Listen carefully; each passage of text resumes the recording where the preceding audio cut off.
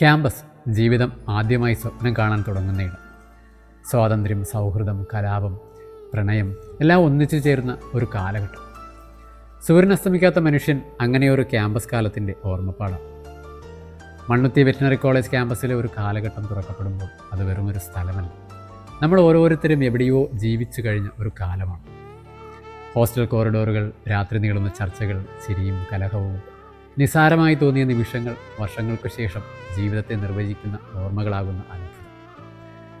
ജംബുകൻ, Thomas, അകിരൂപ് ഇവർ കഥാപാത്രങ്ങളല്ല, നമ്മുടെ class റൂമുകളിൽ ഉണ്ടായിരുന്നവരും ഹോസ്റ്റലിൽ കൂടെ ഉണ്ടായിരുന്നവരും ഒരുപക്ഷെ നമ്മൾ തന്നെയാകും.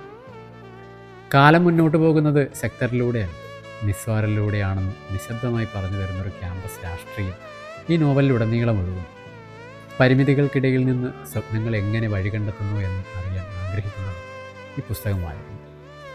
CK ഷാജിബ് എഴുതിയത് ഒരു കഥയല്ല, ജീവിച്ചുപോയ കാലത്തിൻ്റെ സത്യസന്ധമായ രേഖയാണ്. ഒരു ഘടികാരസൂചി നിൽക്കുമ്പോഴാണ് നമ്മൾ സമയം തിരിച്ചറിയുന്നത്. ക്യാമ്പസ് വിട്ടിറങ്ങിയ ദിവസം നമ്മൾ കരുതിയത് ജീവിതം തുടങ്ങുന്നു എന്നാണ്.